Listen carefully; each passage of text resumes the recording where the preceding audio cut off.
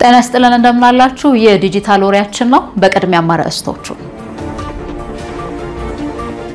ምክትል ጠቅላይ ሚኒስትር ተመስገን ጥሩነህ መንግስት ለሰው ተኮር አጀንዳዎች ልዩ ትኩረት በመስጠት ለአካታች ልማት እየሰራ ነው አሉ የኢትዮጵያ ግብርና ትራንስፎርሜሽን ኢንስቲትዩት በ9 ክልሎች የሚተገብረው የግብርና ኮመርሻላይዜሽን መርሃ ግብር ማስጀመሪያ መድረክ እየተካሄደ ነው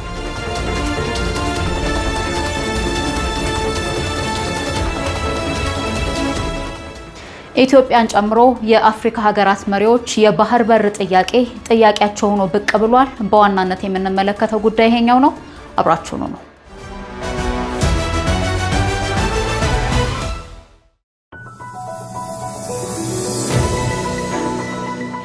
በዲጂታል ወሬዎቻችን ቀደም ብሎ ያስተዋወቅናችሁን ጉዳዮች ጨምሮ በርከት ያሉ ሐሳቦችን ያነሳን ነው ቆይታ የምናደርገው አብራችሁን ስለምትሆኑ በጣም እናመሰግናለን ሳራ መኮንን ከመላው ስቱዲዮ ባለሙያዎች ጋር አብሬ ቆያለሁ ይሄኛውን እናስቀድም ምክትል ጠቅላይ ሚኒስትር ተመስገን ጥሩነህ መንግስት ለሰው ተኮር አጀንዳዎች ልዩ ትኩረት በመስጠት ለአካታች ልማት እየሰራ ነው አሉ ምክትል ጠቅላይ ሚኒስትሩ በማህበራዊ ትስስር ገጻቸው ባሰፈሩት መልእክት በደሴ ከተማ የተመለከትናቸው የግብርናና የኢንዱስትሪ ምርት ግብአት ማዕከል እንዲሁም የእንጀራ መጋገሪያ አዳራሽ ስራዎች የህዝቦችን የየለት ችግሮች ለመፍታት ለምናደርገው ጥረት ማሳያዎች ናቸው ብለዋል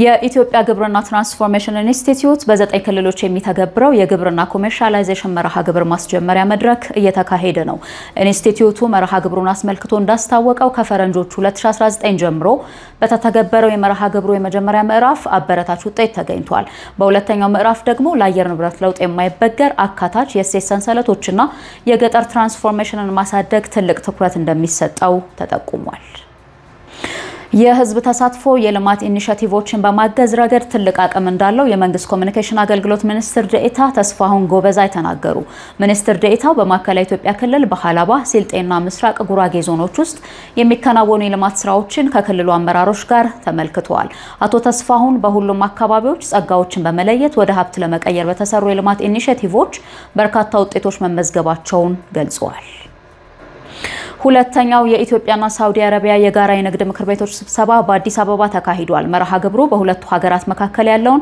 የኢኮኖሚና የኢንቨስትመንት ትብብር ይበልጥ ለማጠናከር ያለመ ነው በመድረኩ የኢትዮጵያ ንግድ ዘርፍ ማህበራት ምክር ቤት ፕሬዝዳንት አቶ ሰብስቤ አባፊራ በሳውዲ የኢትዮጵያ አምባሳደር ዶክተር ሙክታር ከድርና በሳውዲ የጋራ ምክር ቤቱ ሰብሳቢ አብዱላህ አልአጂሚ የተመራ ልዑክ ቡድን አባላት ተሳትፈውበታል ከስብሰባው ጎን ለጎን የሳውዲ አረቢያ የንግድ ማህበረሰብ ልዑካን አባላት በቦሌ ለሚ ኢንዱስትሪ ዞን የስራ ጉብኝት አድርገዋል የኢትዮ ሳውዲ ቢዝነስ ፎረም በዛሬው ዕለት ቀጥሎ እንደሚካሄድም ኤምባሲው ለፋና ዲጂታል የላከው መረጃ ያመለክታል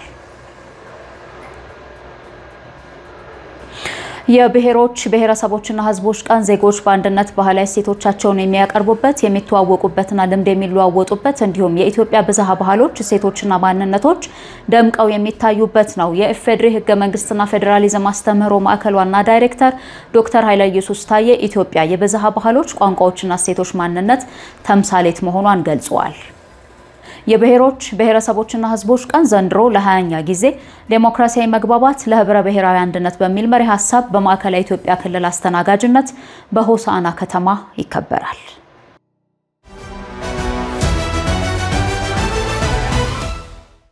የመጀመሪያው ስብሰባ አሰብ ነው የሚለው እሳቸው ባሉበት ለህዝብ በሚገባው ልክ ኡጋንዳ የባህር ኃይል ማቋቋም ትፈልጋለች ግን እንዴት ብላ የባህር በር ማግኘት አልቻለችም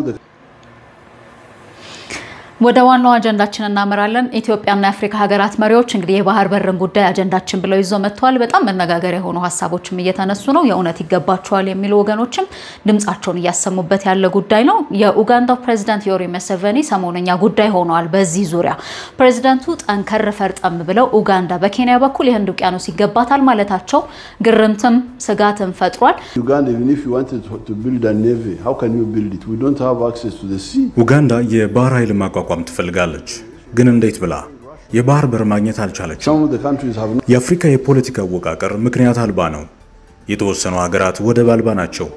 እናም እንዴት ማደግ ይቻላቸዋል? ተዘግቶብናል እኮ። ቁጥር አልባና አሰልቺ ውይይቶች ከኬንያ ጋር አድርገናል። የባቡር መስመር ለመዘርጋት፣ የነዳጅ ማስተላለፊያ ለመገንባት ብዙ ተሞክሯል፣ አልሆነም። The railway, the pipeline, the what we discussed, but that ocean belongs to me. አሁን የኡጋንዳ ጥያቄ የባህር በር ነው። የህንድ ውቅያኖስ ለኡጋንዳ ይገባታል። ይሄ ነገር ምላሽ ማያገኝ ከሆነ ውሎ አድሮ ጦርነት ሊያመጣ ይችላል። But that ocean belongs to me. Because where is my ocean? I am entitled to that ocean. In future we are going to have wars. ግርምትና ስጋቱ ግን በፕሬዝዳንቱ ዮዌሪ ሙሴቬኒ ደርዝ ያለው ጥያቄ ሳይሆን በምዕራቡ ዓለም የመገናኛ አውታሮች የተቀጣጠለ ይመስላል። ጥያቄው እንግዲህ ከተነሳበት የኡጋንዳ ዋነኛ የንግድ አጋር ከሆነችው ኬንያ ቀድመው ወሬውን ከጦርነት አሰናስለው አስተጋብተውታልና ስለ ቀጠናዊ ውህደት አንስተው የማይጠግቡት ሙሴቬኒ ድንገት ንዴት በቀላቀለ ምላሽ ባጣና በተሰላቸ ድምጸት የባህር በር ጥያቄን ቢያነሱ እውነት አላቸው ባዮች ብዙ ናቸው። የታሪክ ድርሳናት እንደከተቡት ኡጋንዳ ሰማይ ያጣ የባህር በር ጥያቄ ለዓመታት አንስታለች። ጥያቄው ከአምስቱ ጎረቤቶቿ በተለይ ለታንዛኒያ በተለይ ደግሞ ለኬንያ ዛቻ ጭምር ተቀላቅሎበት ቀርቦም ያውቃል። እዚህ ላይ የቀድሞ የኡጋንዳ መሪ ኤዲ አሚን ዳዳን ዋቢ ማድረግ ግድ ይለናል። ዳዳ በ1970ዎቹ በኬንያ በኩል የባህር በር መጋራት ግድ ነው ብለው ነበር። በወቅቱ ጥያቄው ከጥያቄ ያለፈ ስጋት የፈጠረ እንደነበርም እናስታውሳለን። ሆኖም ጥያቄው ሲጀመር መብትና ብሔራዊ ጥቅም ሲቀጥል ደግሞ ዓለም አቀፍ ህግጋትም ሆነ መርሆች የሚፈቅዱት በመሆኑ ትውልድ ተሻግሮ ዘመን ቆጥሮ ሙሴቬኒ ላይ ደርሷል። እዚህ ላይ ትልቁ ነጥብ ጥያቄው ጥያቄ ሆኖ መነሳቱ ሳይሆን የባህር በር አጀንዳ በምስራቅ አፍሪካ እንደ አዲስ እንዴት ተዛመተ የሚለው ይሆናል።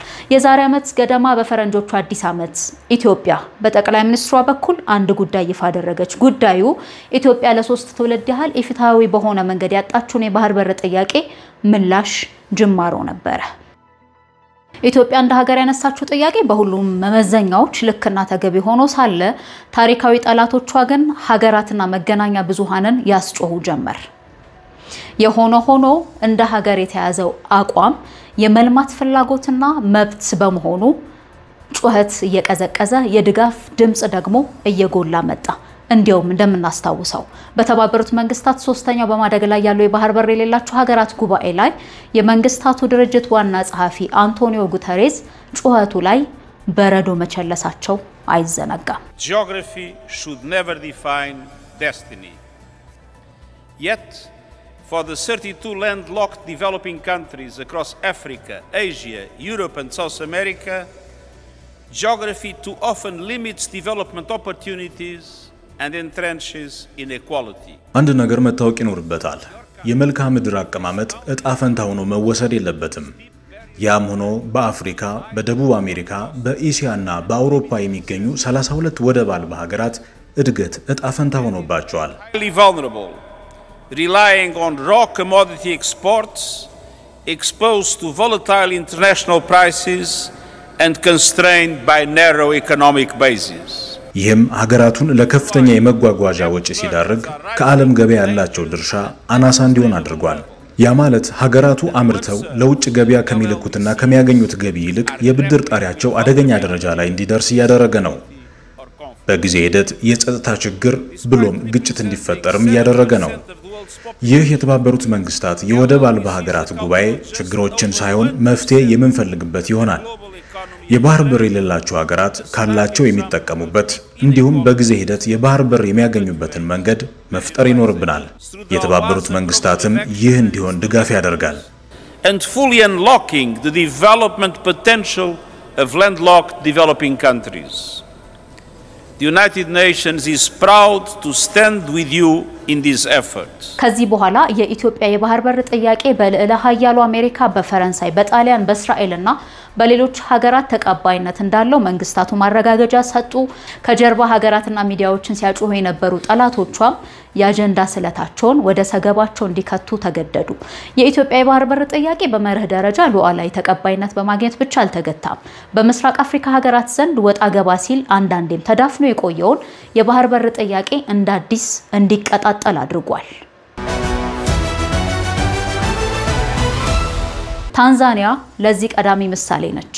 ህንድ ውቅያኖስን ታከው ከተገነቡ ወደቦች ወይ ዳሬ ሰላምን ወይ ደግሞ ታንጋር አሊያም ካሻችሁ ሚትዋራን በጋራ መጠቀም እንችላለን አለች። ይህ የኢትዮጵያ የፍትሃዊ ጥያቄ አሁንም ቀጠናው ላይ ይነክስ ዘንድ የመሪነት ሚናን ተቆናጧል። ከወራት በፊት በኬንያ ይፋዊ ጉብኝት ያደረጉት የኡጋንዳ ፕሬዝዳንት የባህር በር ጥያቄ ማንሳታቸውም የሚታወስ ነው። ያሁኑ ግን ከጥያቄ በላይ የፈረጠመ ይመስላል። ወደብ አልባነት ምን ያህል ፈታኝ እንደሆነ ፕሬዝዳንት ዮዌሪ ሙሴቬኒ ጥያቄውን ያነሱበትን መንገድ ማስተዋል በቂ ነው። ኢትዮጵያችን በታሪክ ባለቤት በህግ ባለመብት የነበረችበትን ወደብ ስታጣ የከፈለችው ዕዳ አያሌ ምንዳ ይሆን ነበር። ማህበራዊ ትስስር ገጽ ላይ የተጋራ አህዛዊ መረጃ ናሙና ብናደርግ ነገሩ ገለጥለጥ ይላል። ኢትዮጵያችን ለጅቡቲ ወደብ አገልግሎት ባለፉት 36 ዓመታት 72 ቢሊዮን ዶላር ከፍላለች። ይህ ወደ ብር ሲቀየር 10 ትሪሊዮን ብር ገደማ ይሆናል። 10 ትሪሊዮን ብር ለ1.1 ሚሊዮን የጅቡቲ ህዝብ ሲካፈል ኢትዮጵያ ለእያንዳንዱ የጅቡቲ ዜጋ 9.5 ሚሊዮን ብር ገደማ ከፍላለች እንደማለት ነው። 72 ቢሊዮን ዶላር በቅርቡ በደማቅና በዘመናዊ ሽሬ ድባብ የመረቅነውን አይነት 12 የህዳሴ ግድቦችን ይገነባ ነበር እንደማለት። ሀገርሽ ያነሳችው የባህር በር ጥያቄ ሉዓላዊ ተቀባይነት አግኝቶ ቀጠናዊ ተጽዕኖ ፈጥሯል። ፕሬዝዳንት ዮዌሪ ሙሴቬኒ የባህር በር ጥያቄ ኬንያ ላይ ሲያነሱ ዜጋቸው ሆ ብሎ ከመደገፍ ውጭ አማራጭ አልነበረውም።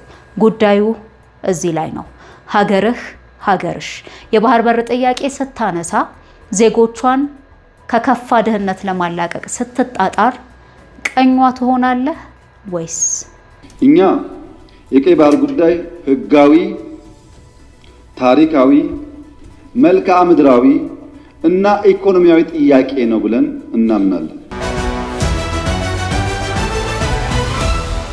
ዲጂታል ወሬዎቻችን እስካሁን የተከታተላችኋቸው ነበሩ። እናመሰግናለን አብራችሁን ስለነበራችሁ። ከመላው ስቱዲዮ ባለሙያዎች ጋር ሳራ መኮንን አብሬያችሁ ቆየው። ጤና ይስጥልኝ።